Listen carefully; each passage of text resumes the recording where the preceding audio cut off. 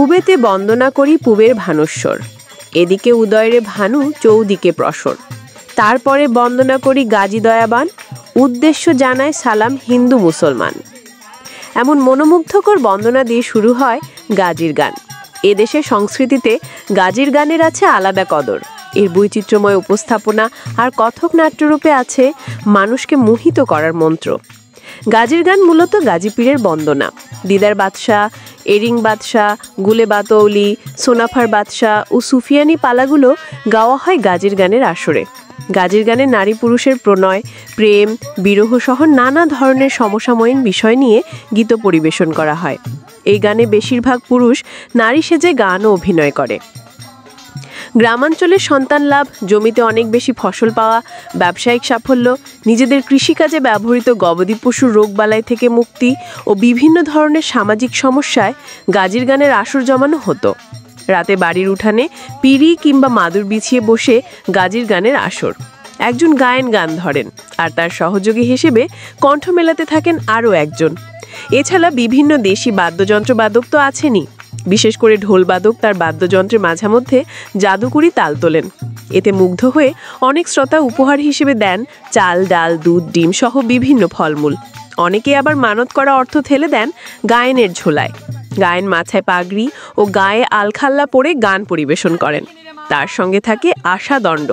তিনি সারাক্ষণ এটি দুলিয়ে দুলিয়ে গান পরিবেশন করেন। গান গাইতে গাইতে মাঝে মধ্যে তিনি পুরো শরীর ঘুরিয়ে আবার ঠাঁই নাড়িয়ে যান। এটি গাজীর গানের একটি বিশেষ মুদ্রা। গানের মাঝে মধ্যে বলা হয় বিভিন্ন পবিত্র স্থানের বর্ণনা। এসব বর্ণনায় দলনেতা গায়েনের কথাগুলো পুনরাবৃত্তি করেন গায়েনের দোহার অর্থাৎ সহযোগী। বর্ণনা শেষে আবারও গান ধরেন। সেই আশাদণ্ড ঘুরিয়ে ঘুরিয়ে এ মাথা থেকে ও মাথা শরীর দুলিয়ে বিশেষ মুদ্রায় গাইতে থাকেন গায়েন। এদেশের সংস্কৃতির গুরুত্বপূর্ণ অনুষঙ্গ গাজীর গানের আসর একসময় গ্রামগঞ্জে রাতে বেড়াতে নিয়মিতই বসত। কিন্তু পরিবর্তিত পরিস্থিতিতে এখন গাজীর গান শোনা যায় কালে ভদ্রে। তবে এই ক্ষেত্রে ব্যতিক্রম চুয়াডাঙ্গা জেলার আলমডাঙ্গা উপজেলার দক্ষিণ গোবিন্দপুর ও পারকৃষ্ণপুর গ্রামে এখনও দিকে আছে গাজীর গান। সাপের ঝাঁপান খেলা, ইটকাঠের ফাঁক করে প্রায় রাতে বেড়াতে শোনা যায় ঢাকঢোলের হাঁকডাক। বংশ পরম্পরায় গাজীর গানকে পেশা হিসেবে ধরে রেখেছেন অনেকেই। এ পেশার অন্তত শতাধিক লোক আছেন চুয়াডাঙ্গা জেলায়।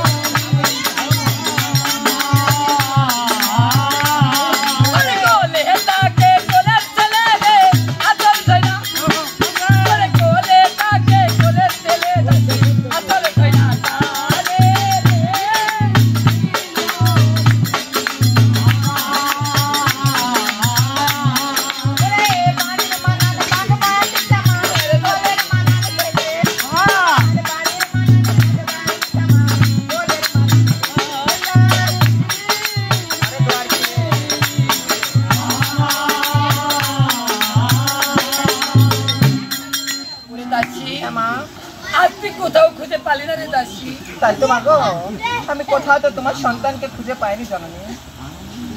আজ আমি নিচে যাব। আজ আমার গোপাল যে পথে গেছে, আমি নিজেই সেই পথে যাবো রে দাসী। ছুরি ধরো,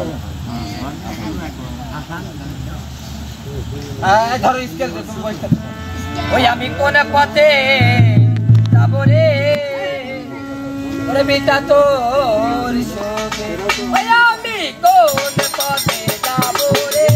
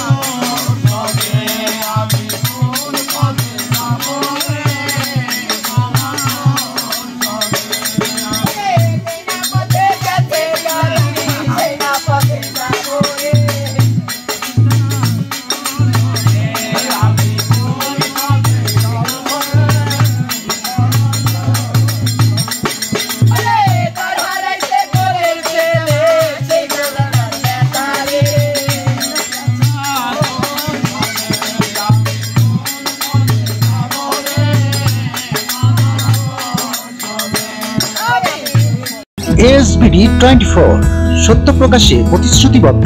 চ্যানেলটি সাবস্ক্রাইব করুন।